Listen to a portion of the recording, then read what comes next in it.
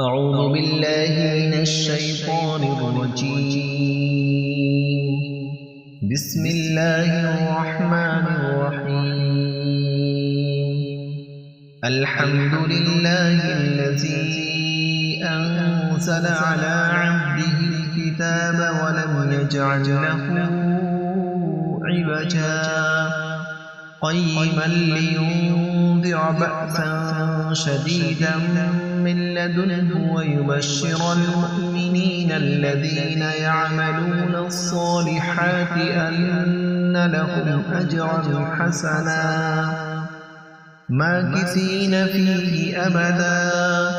وينذر الذين قالوا اتخذ الله ولدا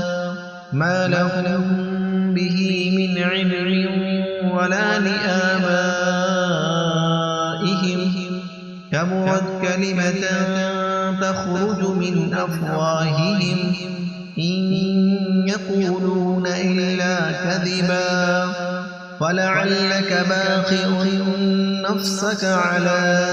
آثارهم إن لم يؤمنوا بهذا الحديث أسفا إنا جعلنا ما على الأرض زينة لها لنبلوهم أيهم أحسن عملا وإنا لجاعلون ما عليها صعيدا جرذا أم حسبت أن أصحاب الكهف والرقيم كانوا من آياتنا عجبا إذ أوى الفتية إلى الكهف فقالوا ربنا آتنا من لدنك رحمة وهيئ لنا من أمرنا رشدا فضربنا على آذانهم في الكهف سنين عددا ثم بعثناهم لنعلم أي الحزبين يحصى لما لبثوا أمدا نحن نقص عليك نبأهم بالحق إنهم فتية آمنوا بربهم وزدناهم هدى وربطنا على قلوبهم إذ قاموا فقالوا ربنا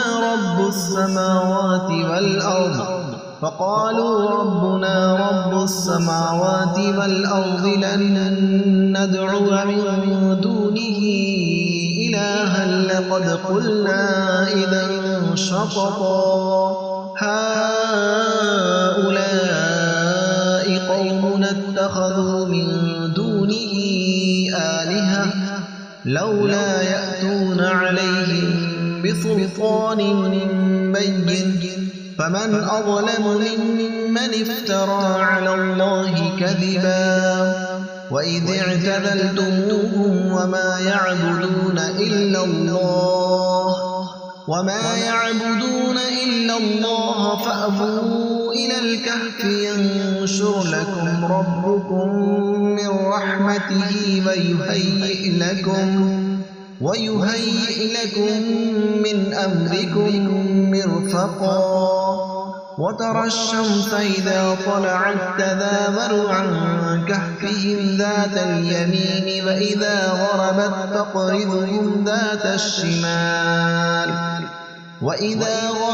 تقرضهم ذات الشمال وهم في فجوة منه ذلك من آيات الله من يهد الله فهو المهتد ومن يضلل فلن تجد له وليا مرشدا وتحسبهم أيقاظا وهم رقود ونقلبهم ذات اليمين وذات الشمال وكلبهم باسط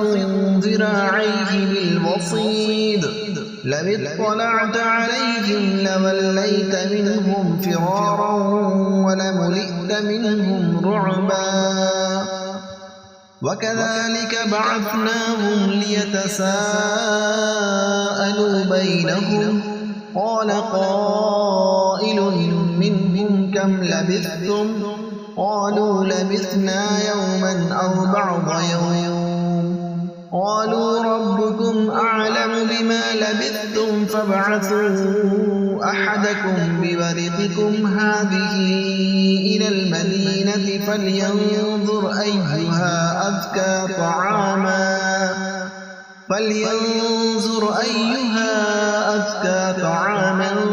فليأتكم برزق منه وليتلطف ولا يشعرن بكم أحدا إنهم إن يظهروا عليكم يرجموكم أو يعيدوكم في ملتهم ولن تفلحوا إذا أبدا وكذلك عثرنا عليهم ليعلموا أن وعد الله حق وأن الساعة لا ريب فيها إذ يتنازعون بينهم أمرهم فقالوا ابنوا عليهم بنيانا ربهم أعلم بهم قال الذين غلبوا على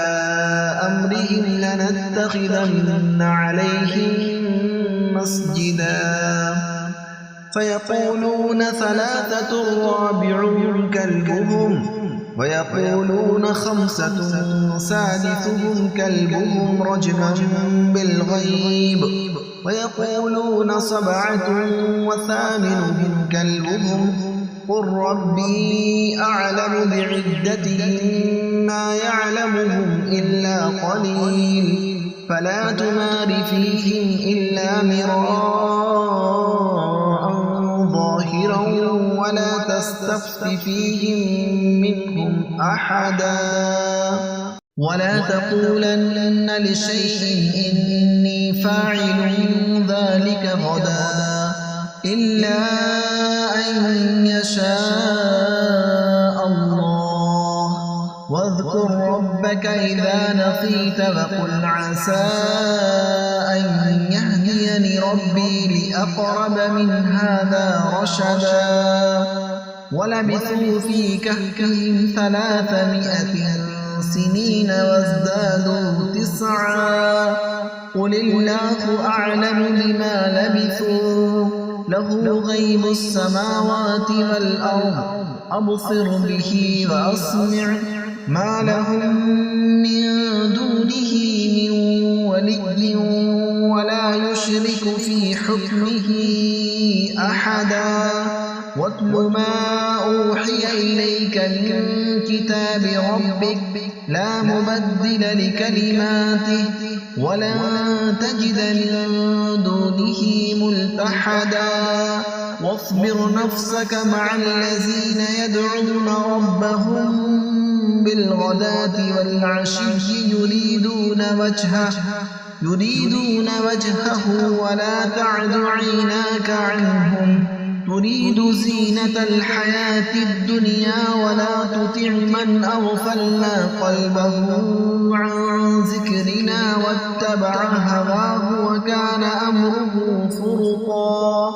وقل الحق من ربكم فمن شاء فليؤمن ومن شاء فليكفر إنا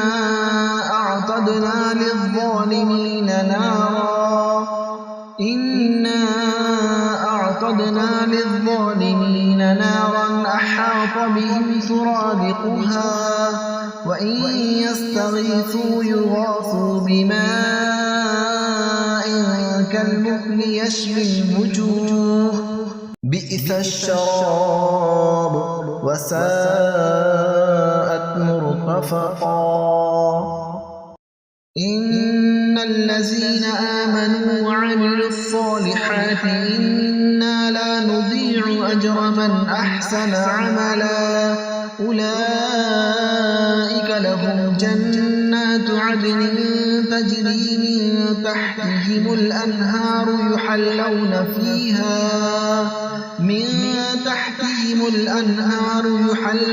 فيها من أساور من ذهب ويلبسون ثيابا خضرا من سندس واستبرق واستبرق متكئين فيها على الأرائك نعم الثواب وحسنت مرتفقا واضرب لهم مثل الرجلين جعلنا لأحدهما جنتين من أعناب وحففناهما بنخل وجعلنا بينهما زرعا كلتا الجنتين آتت أكلها ولم تظلم منه شيئا وفجرنا خلالهما نهرا وكان له ثمر فقال لصاحبه وهو يحاوره أنا أكثر منك مالا وأعز نفرا ودخل جنته وهو ظالم لنفسه قال ما أظن أن تبيد هذه أبدا وما أظن الساعة قائمة ولئن رددت إلى ربي لأجدن خيرا منها منقلبا قال له صاحبه وهو يحاوره أكفرت بالذي خلقك من تراب ثم من نطفة ثم سواك رجلا لكن هو الله ربي ولا أشرك بربي أحدا ولولا إذ دخلت جنتك قلت ما شاء الله لا قوة إلا بالله إن ترني أنا أقل منك مالا وولدا فعسى ربي أن يؤتيني خيرا من جنتك ويرسل عليها حسبانا من السماء فتصبح صعيدا زلقا أو يصبح ماؤها غورا فلن تستطيع له طلبا وأحيط بثمره فأصبح يقلب كفيه على ما أنفق فيها وهي خاوية على عروشها ويقول يا ليتني لم أشرك بربي أحدا ولم تكن له فئة ينصرونه من دون الله وما كان منتصرا هنالك الولاية لله الحق هو خير ثوابا وخير عقبا واضرب لهم مثل الحياة الدنيا كماء أنزلناه من السماء فاختلط به نبات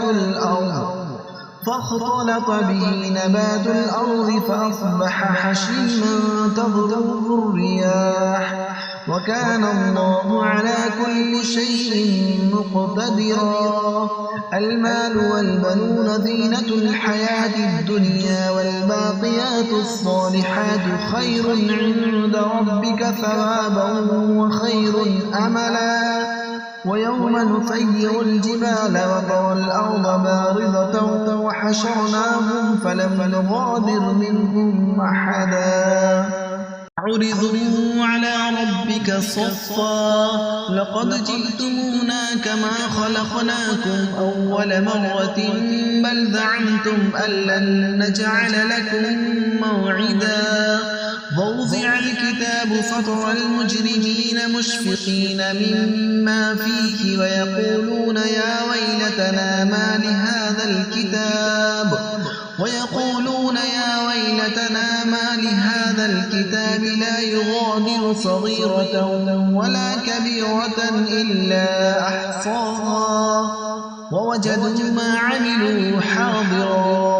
ولا يظلم ربك أحدا وإذ قلنا للملائكة اسجدوا لآدم فسجدوا إلا إبليس كان من الجن ففسق عن أمر ربه أفتتخذونه وذريته أولياء أفتتخذونه وذريته أولياء من دوني وهم لكم عدو بئس للظالمين بدلا ما أشهدتهم خلق السماوات والأرض ولا خلق أنفسهم وما كنت متخذ المضلين عضدا ويوم يقول نادوا شركائي الذين زعمتم فدعوهم فلم يستجيبوا لهم وجعلنا بينهم موبقا ورأى المجرمون النار فظنوا أنهم مواقعوها ولم يجدوا عنها مصرفا ولقد صرفنا في هذا القرآن للناس من كل مثل وكان الإنسان أكثر شيء جدلا وما منع الناس أن يؤمنوا إذ جاءهم الهدى ويستغفروا ربهم إلا أن تأتيهم سنة الأولين أو يأتيهم العذاب قبلا وما نرسل المرسلين إلا مبشرين ومنذرين ويجادل الذين كفروا بالباطل ليدحضوا به الحق واتخذوا آياتي وما أنذروا هزوا ومن أظلم ممن ذكر بآيات ربه فأعرض عنها ونسي ما قدمت يداه إنا جعلنا على قلوبهم أكنة أن يفقهوه وفي آذانهم وقرا وإن تدعوهم إلى الهدى فلن يهتدوا إذا أبدا وربك الغفور ذو الرحمة لو يؤاخذهم بما كسبوا لعجل لهم العذاب بل لهم موعد لن يجدوا من دونه موئلا وتلك القرى أهلكناهم لما ظلموا وجعلنا لمهلكهم موعدا وإذ قال موسى لفتاه لا أبرح حتى أبلغ مجمع البحرين أو أمضي حقبا فلما بلغ مجمع بينهما نسيا حوتهما فاتخذ سبيله في البحر سربا فلما جاوزا قال لفتاه آتنا غداءنا لقد لقينا من سفرنا هذا نصبا قال أرأيت إذ أوينا إلى الصخرة فإني نسيت الحوت وما أنسانيه إلا الشيطان أن أذكره واتخذ سبيله في البحر عجبا قال ذلك ما كنا نبغ فارتدا على آثارهما قصصا فوجدا عبدا من عبادنا آتيناه رحمة من عندنا وعلمناه من لدنا علما قال له موسى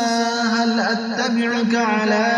أن تعلمني مما علمت رشدا قال إنك لن تستطيع معي صبرا وكيف تصبر على ما لم تحط به خبرا قال ستجدني إن شاء الله صابرا ولا أعصي لك أمرا قال فإن اتبعتني فلا تسألني عن شيء حتى أحدث لك منه ذكرا فانطلقا حتى إذا ركبا في السفينة خرقها قال أخرقتها لتغرق أهلها لقد جئت شيئا إمرا قال ألم أقل إنك لن تستطيع معي صبرا قال لا تؤاخذني بما نسيت ولا ترهقني من أمري عسرا فانطلقا حتى إذا لقيا غلاما فقتله قال أقتلت نفسا زكية بغير نفس لقد جئت شيئا نكرا قال ألم أقل لك إنك لن تستطيع معي صبرا قال إن سألتك عن شيء بعدها فلا تصاحبني قد بلغت من لدني عذرا فانطلقا حتى إذا أتيا أهل قرية استطعما أهلها فأبوا أن يضيفوهما فوجدا فيها جدارا يريد أن ينقض فأقامه قال لو شئت لاتخذت عليه أجرا قال هذا فراق بيني وبينك سأنبئك بتأويل ما لم تستطيع عليه صبرا أما السفينة فكانت لمساكين يعملون في البحر فأردت أن أعيبها وكان وراءهم ملك يأخذ كل سفينة غصبا وأما الغلام فكان أبواه مؤمنين فخشينا أن يرهقهما طغيانا وكفرا فأردنا أن يبدلهما ربهما خيرا منه زكاة وأقرب رحما وأما الجدار فكان لغلامين يتيمين في المدينة وكان تحته كنز لهما وكان أبوهما صالحا فأراد ربك أن يبلغا أشدهما ويستخرجا كنزهما رحمة من ربك وما فعلته عن أمري ذلك تأويل ما لم تستطع عليه صبرا ويسألونك عن ذي القرنين قل سأتلو عليكم منه ذكرا إنا مكنا له في الأرض وآتيناه من كل شيء سببا فأتبع سببا حتى إذا بلغ مغرب الشمس وجدها تغرب في عين حمئة ووجد عندها قوما قلنا يا ذا القرنين إما أن تعذب وإما أن تتخذ فيهم حسنا قال أما من ظلم فسوف نعذبه ثم يرد إلى ربه فيعذبه عذابا نكرا وأما من آمن وعمل صالحا فله جزاء الحسنى وسنقول له من أمرنا يسرا ثم أتبع سببا حتى إذا بلغ مطلع الشمس وجدها تطلع على قوم لم نجعل لهم من دونها سترا كذلك وقد أحقنا بما لديه خبرا ثم أتبع سببا حتى إذا بلغ بين السدين وجد من دونهما قوما لا يكادون يفقهون قولا قالوا يا ذا القرنين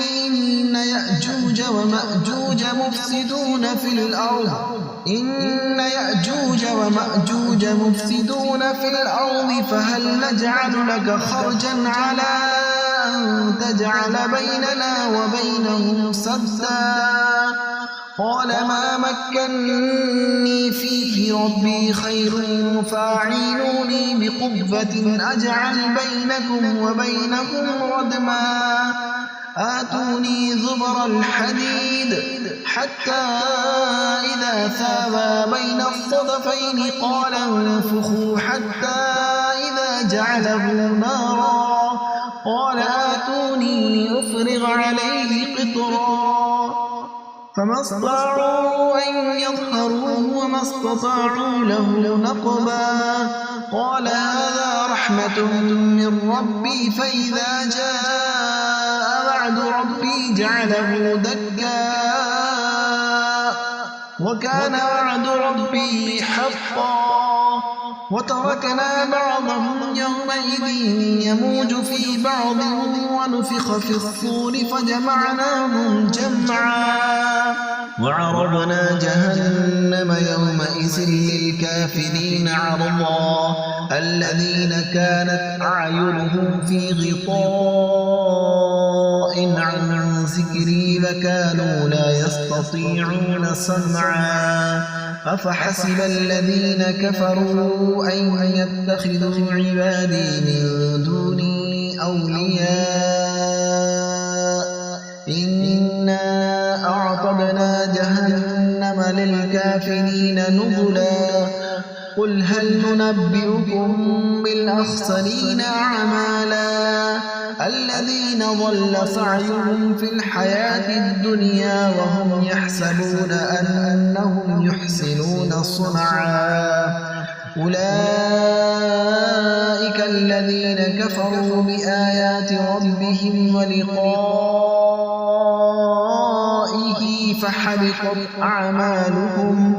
ولقائه فحبطت أعمالهم فلا نقيم لهم يوم القيامة وزنا ذلك جزاؤهم جهنم بما كفروا واتخذوا آياتي ورسلي هزوا إن الذين آمنوا وعملوا الصالحات كانت لهم جنات الفردوس نزلا خالدين فيها لا يبغون عنها حولا قل لو كان البحر مدادا لكلمات ربي لنفد البحر قبل أن تنفد كلمات ربي ولو جئنا بمثله مددا قل إنما أنا بشر مثلكم يوحى إلي أنما إلهكم إله واحد فمن كان يرجو لقاء ربه فليعمل عملا صالحا ولا يشرك بعبادة ربه أحدا